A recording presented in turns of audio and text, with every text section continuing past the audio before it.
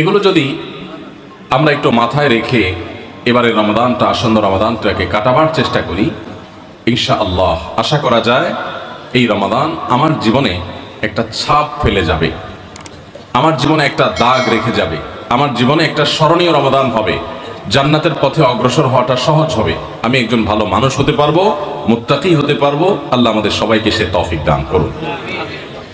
যে সমস্ত ভুলের কারণে, যে সমস্ত ত্রুটি বিচ্ছুতির কারণে আমাদের রমাদানগুলো আমরা নষ্ট করে ফেলি, আমাদের আমলগুলো যথাযথভাবে করতে পারি না, রমাদানের আসল উদ্দেশ্য সাধন হয় না, তার মধ্যে থেকে সর্বপ্রথম যেটির উল্লেখ আমি করতে চাই সেটি হলো রমাদানকে কেন্দ্র করে সর্বপ্রথম ভুলটি হলো আমরা রমজান মাসের চাঁদ বেশিরভাগ মানুষ পশ্চিম আকাশে 29শে শাবানে তালাশ করার কথা, সেটা আমরা বেশিরভাগ লোক করি না।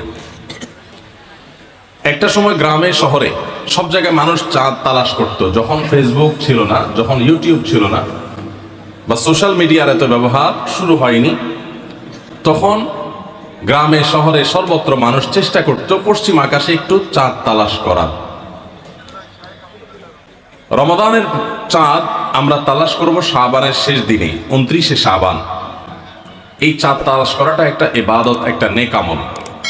আমরা হেলায় এই নেক আমলটা হারাই ফেলি। আমরা এখন চাঁদ তালাশ করি কিন্তু সেটা ফেসবুকে, আকাশে না। চাঁদ তালাশ হয় কোথায়? সবাই যখন ফেসবুকে তালাশ করে, তো চাঁদ দেখা কমিটি, হেলাল কমিটি, তারা যে ঘোষণা করবেন, তারা তো মানুষের দেয়া সংবাদের ভিত্তিতে ঘোষণা করবেন। এখন মানুষ যদি চাঁদ দেখা ছেড়ে দিয়ে সবাই ফেসবুক দিকে তাকায় থাকে, তাহলে তারা কার চাঁদ দেখার উপর ভিত্তি করে ঘোষণা দিবেন? এই জন্যই তো বেচারাদের দেখা যায় কোনো কোনো বছর 10টা, 11টা, 12টা বাজে চাঁদ দেখায়, কারণ আমরা তো চাঁদ দেখি না। আমরা নিউজ না দিলে তারা কোত্থেকে নিউজ দিবে? এই জন্য ভাইরা, রমাদান মাসের, রমাদানের জন্য চাঁদ দেখার চেষ্টা যদি আপনি করেন, আর যদি চাঁদ দেখতে নাও পারেন, চেষ্টাটা করছেন, পশ্চিম আকাশে চাঁদ খুঁজছেন, দেখেন নাই, তারপরেও আপনি একটা সুন্নাত আমল করার চেষ্টা করার কারণে আপনার নেক আমলে চাঁদ দেখার চেষ্টা করার কারণে সওয়াব পাবেন। আর যদি চাঁদ দেখতে পান তাহলে দোয়া পড়বেন, আল্লাহুম্মা আহিল্লাহু আলাইনা বিল ইয়ুমনি ওয়াল ঈমান ওয়াস সালামাতি ওয়াল ইসলাম। আল্লাহ, এই চাঁদকে আপনি আমার জন্য বরকতময় করে দিন, ঈমানময় করে দিন, শান্তিময় করে দিন, ইসলামময় করে দিন। এই পুরো চাঁদকে, পুরো মাসকে আমার জন্য, এই দোয়া পড়া সুন্নাত। তাহলে রমাদান কেন্দ্রিক আমাদের প্রথম ভুল হলো আমরা রমাদানের চাঁদ সাধারণত দেখি না, কিন্তু এখন থেকে ইনশাআল্লাহ রমাদান মাসের চাঁদ আমরা পশ্চিম আকাশে তালাশ করব। ঠিক আছে তো ইনশাআল্লাহ? দ্বিতীয়ত যে ভুলটি হয় তা হলো রমাদানের প্রস্তুতি অংশ হিসাবে আমরা বেশিরভাগ মানুষই ভুল প্রস্তুতি নেই। সেটি হলো প্রচুর পরিমাণে খাবার দাবার কেনাকাটা করে সেগুলো সংগ্রহ করে বাসা বাড়িতে খাবার দাবার স্তূপ দিয়ে ফেলা। এটা হলো আমাদের বেশিরভাগ মানুষের রমাদানের প্রস্তুতি। অন্য যে কোনো সময়ের চাইতে রমাদান মাসে অতিরিক্ত খাবার ইত্যাদি কেনাকাটা আমরা করি, এটা রমাদানের যথাযথ প্রস্তুতি না।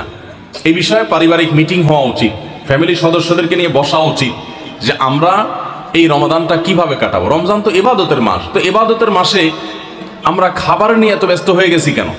যে আমাদের ছোলা, চিনি, বেগুন, বেসন, আমাদের যত রকমের আপনার রমজান কেন্দ্রিক আইটেম আছে সেগুলো কিনে আমরা ভরায় ফেলতেছি বাসা।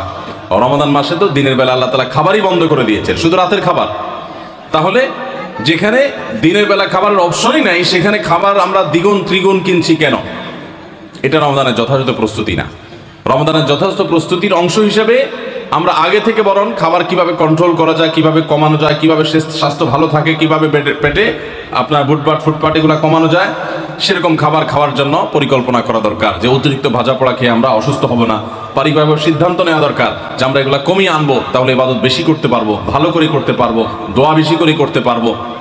এই জন্য রমাদানের আমাদের দ্বিতীয় ভুল হলো রমাদানের ভুল প্রস্তুতি। অতিরিক্ত খাদ্য মজুত করে, কেনাকাটা করে, বর্জ্যপণ্য স্তূপ করে আমরা রমজানের প্রস্তুতি নেই। এই জায়গাটা থেকে আমাদের সরে আসতে হবে। যদি অর্থবহ রমাদান কাটাতে হয়, এই ভুলটা সংশোধন করতে হবে। নাম্বার 3, অনেক বাবা মা আছেন, তাদের যে সমস্ত বাচ্চারা একটু কষ্ট করলেও রোজা রাখতে পারে, সেই সমস্ত বাচ্চাদেরকে অনেক বাবা মা নিজেরা রোজা রাখতে দেন না। স্কুলের অভিযোগ দিয়ে মাদ্রাসা খোলা, সে অভিযোগ তুলে, তাদের পরীক্ষা চলছে সে অজুহাত তুলে, নানা অজুহাত তুলে আজকাল দেখা যায় 8-10 বছর 12 বছরের বাচ্চারা রোজা রাখতে গেলে অনেক মা বাপ নিষেধ করেন। আমরা আমাদের ছেলেবেলায় দেখেছি, আমাদের চেয়ে যারা বড় সে আর বড় মুরব্বী মানুষ আছেন আপনারা আরো বেশি দেখেছেন, যে আগে বাবা মা ছোট ছোট বাচ্চারা রোজা রাখতে চাইলে তাদেরকে উৎসাহ দিতেন, তাদেরকে অনুপ্রেরণা দিতেন, আগ্রহ জাগ্রত করতেন তাদের মধ্যে, তাদেরকে সাহস দিতেন যে হ্যাঁ হিম্মত করতে হয়। এখন বেশিরভাগ বাবা মা তাদের সন্তানদেরকে রোজা রাখতে উৎসাহিত করে না, বরং বাচ্চারা রোজা রাখতে গেলে তারা বলে না রাখার দরকার না, তুমি ভেঙে ফেলো। মনে রাখবেন, সাহাবায়ে কেরামের একটি কমন আমল ছিল, তারা রমজান মাসের রোজা তো বটেই, এমনকি আশুরার রোজা এগুলো পর্যন্ত, নফল রোজা পর্যন্ত তারা তো রাখতেন, তাদের বাচ্চাদেরকে রাখাতেন এবং বিভিন্ন রকমের খেলনা ইত্যাদি দিয়ে বাচ্চাদেরকে ভোলানোর চেষ্টা করতেন।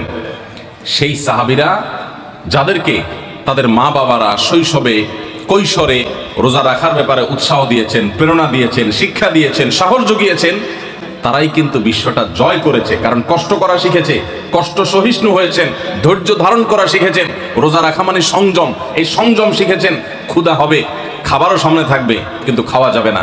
এই যে সংবরণ, এই যে সংযম, এই যে ধৈর্য, এই যে সহনশীলতা, এটার চর্চা করা যখন মা বাপরা শিখিয়েছেন, সেই সাহাবীদের সন্তানরাই কিন্তু অর্ধ পৃথিবী জয় করে ছেড়েছেন। আর আজকে আমাদের সন্তানদেরকে আমরা রোজা রাখাই না কেন? আমাদের মায়া হয়, ছেলেটার মুখটা ফ্যাকাশে হয়ে যাবে, মেয়েটার মুখটা শুকায় যাবে, আমার কাছে ভালো লাগবে না। আমি সবসময় বলার চেষ্টা করি, দেখুন আমাদের সন্তানদেরকে ভোগ শেখাবার প্রয়োজন নাই, ভোগ এটা শেখানোর দরকার হয় না। ভোগ করতে সবাই পারে, এটার জন্য যোগ্যতা লাগে না। ত্যাগ সবাই পারে না, ত্যাগটা শেখাইতে হয়। আপনার ছেলে মেয়েকে খাওয়া পড়ায় মোটা তাজা করবেন, এটার জন্য কোনো যোগ্যতার দরকার নাই। এটা গরু ছাগল পশু পাখি প্রাণী তারাও পারে, মানুষ তো পরের কথা। খাইতে কে না পারে? সবাই পারে। কিন্তু খাবার আছে, তবু আমি আল্লাহর নির্দেশে নিজেকে সংবরণ করব। একটা নির্দিষ্ট সময় সূর্য ডোবার আগ পর্যন্ত আমি খাবো না। এই যে ধৈর্য, এই যে সহনশীলতা, এই যে আত্মনিয়ন্ত্রণ, এই যে কন্ট্রোল, এই জিনিসটা আপনার বাচ্চার জীবনে অনেক গুরুত্বপূর্ণ একটা ব্যাপার। এটা তার জন্য অনেক বেশি জরুরি, তার কারণ তার সারা জীবন সামনে পড়ে আছে। তার জীবনে যা চাইবে সে সবকিছু পাবে না, বহু কিছু তার চাওয়ার সাথে পাওয়ার মিল থাকবে না। তার জীবনে অনেক সংগ্রাম করতে হবে, অনেক ইচ্ছা বিরুদ্ধ বিষয় তার সামনে এসে দাঁড়াবে। তখন সে সংযমী হতে পারবে, আত্মনিয়ন্ত্রণ করতে পারবে, ধৈর্য ধারণ করা শিখতে পারবে।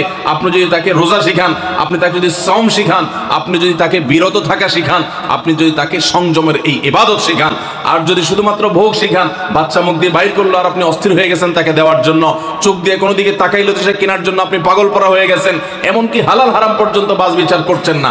বাচ্চা যা চাচ্ছে তা দিচ্ছেন, যা চাচ্ছে না তাও দিচ্ছেন। এই যে ভোগবাদের ভিতরে নিজেও হাবুডুবু খাচ্ছেন, বাচ্চাকেও হাবুডুবু খাওয়াচ্ছেন, এর মাধ্যমে আপনার বাচ্চা কখনো যোগ্য মানুষ হবে না। আপনার বাচ্চা আর যা হোক বিশ্বজয়ী সাহাবায়ে কেরামের সেই অনুসরণকারী বাচ্চা হতে পারবে না। তাদেরকে যদি আপনি সংগ্রাম শেখাতে চান, ভোর রাতে ঘুম থেকে জাগতে শিখান, ভোর রাতে উঠতে শিখান, আরামের ঘুম ছাড়া শিখান, আরামের কম্বল ত্যাগ করা শিখান। খাবার সামনে আছে, পানীয় সামনে আছে, ক্ষুধাও আছে, তৃষ্ণাও আছে, তারপরও সে খাবে না, এই সংযম শিখান। এরা দেখবেন পৃথিবীর নানা বাধার পাহাড় তারা ডিঙাতে শিখবে, নানা বাধার প্রাচীর তারা ডিঙাতে শিখবে, অতিক্রম করতে শিখবে। গোটা ইসলামটা আমাদেরকে কন্ট্রোল শিখায়। ভোগবাদী পৃথিবী আমাদেরকে শুধুমাত্র ভোগের উন্মাদনায় মাতাল হতে শিখায়, ইসলাম কন্ট্রোল করতে শিখায়। ভোগের উন্মাদনায় যখন মাতাল হয়ে যায় মানুষ, তখন তার দ্বারা পৃথিবীতে বড় কোনো কাজ করা সম্ভবপর হয় না। আজ গোটা পৃথিবীতে আমরা মুসলমানরা যেসব কারণে পিছিয়ে আছি, তার মধ্যে থেকে একটা হলো এটা যে আমরা ভোগবাদের হাবুডুবু খাচ্ছি। আমরা ইসলামের যে নিয়ন্ত্রণ, আত্মনিয়ন্ত্রণ করার চর্চা এবং এর ট্রেনিং, এর প্রশিক্ষণ পাওয়ার কথা, সেটা আমরা নিচ্ছি না।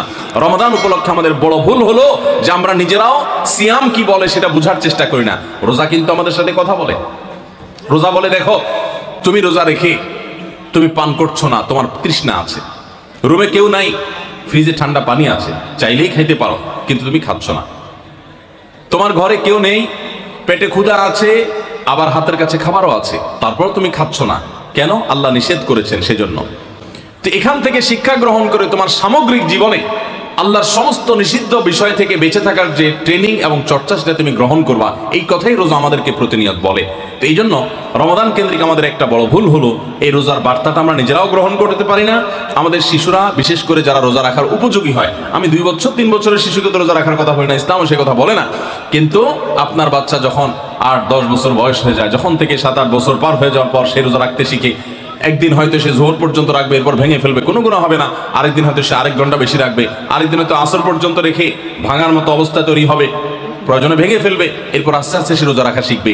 এই বাচ্চা যে কষ্ট করা শিখে, যে ধৈর্য ধরা শিখে, যে ক্ষুধার কষ্ট এটা নিয়ন্ত্রণ এটা বুঝে, সেই বাচ্চা অনেক বড় কিছু করতে পারবে, তার দ্বারা ভালো কিছু হবে। তো আমাদের বাচ্চাদেরকে রোজা রাখতে চাইলে তাদেরকে আমরা আরো বেশি উৎসাহ দেব, অনুপ্রেরণা দেব, সাহস দেব, তাদেরকে ভোলানোর চেষ্টা করব।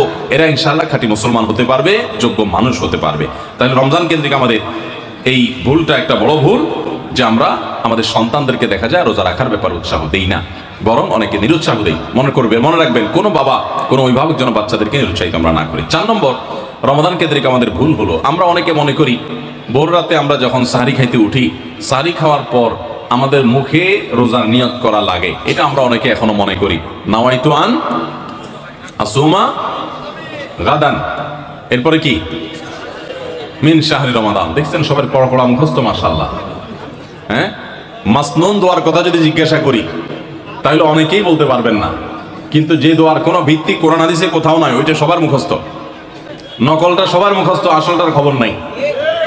রমজান মাসে বা রমজানের বাইরে কোনো সময় রোজার নিয়ত মুখে উচ্চারণ করা, এই যে নাওয়াইতু আন আসুমা গাদান মিন শাহরি রমাদান, আরো কি কি আছে, এরকম কোন দোয়া পড়ার কথা কোরআন কিংবা হাদিসে কোনো নির্দেশ আমাদেরকে দেওয়া হয় নাই। আপনি সাহরি খেতে উঠছেন কি জন্য?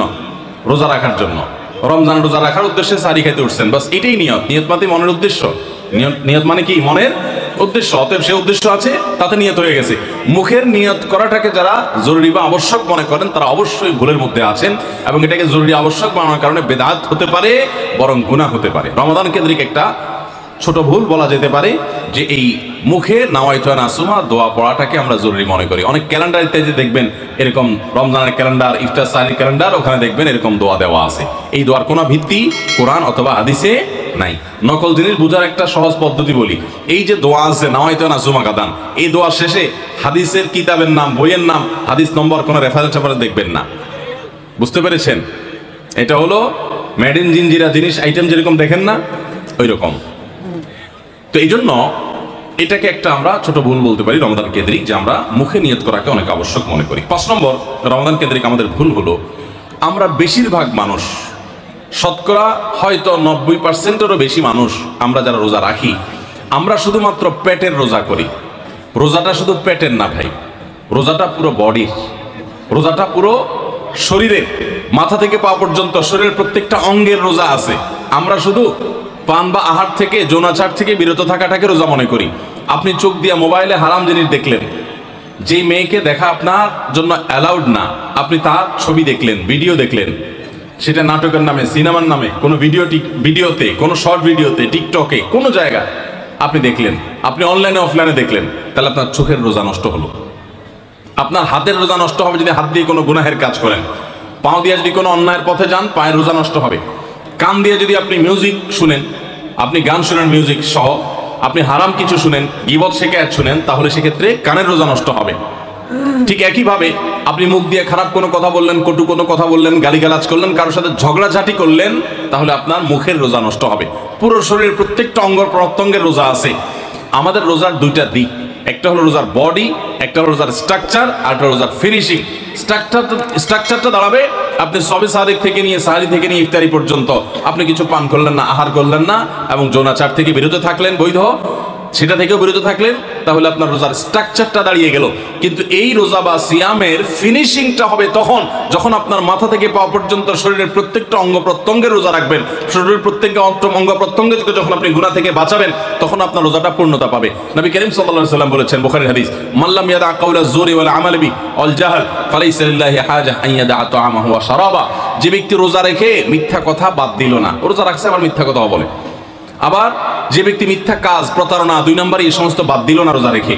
যে ব্যক্তি মূর্খতা সুলভ কাজ করলো, এই ব্যক্তি রোজা রাখে উপবাস থাকায় আল্লাহর কোনো ঠেকা পড়ে নাই, অর্থাৎ তার নিজের কোনো লাভ হয় না, তাহলে এটা উপবাস থাকা ছাড়া আর কি। ঠিক একইভাবে নবী করিম সাল্লাল্লাহু আলাইহি ওয়াসাল্লাম বলেছেন, কোনো ব্যক্তি রোজাদার অবস্থায় কেউ যদি তার সাথে বিবাদে লিপ্ত হতে আসে, ঝগড়া করতে আসে, সে বলবে ইন্নী সায়েম, তোমার কথার বহুত জবাব দেওয়ার ছিল, কিন্তু আমি রোজাদার আছি, সো আমি তোমার সাথে কথা বাড়াতে চাই।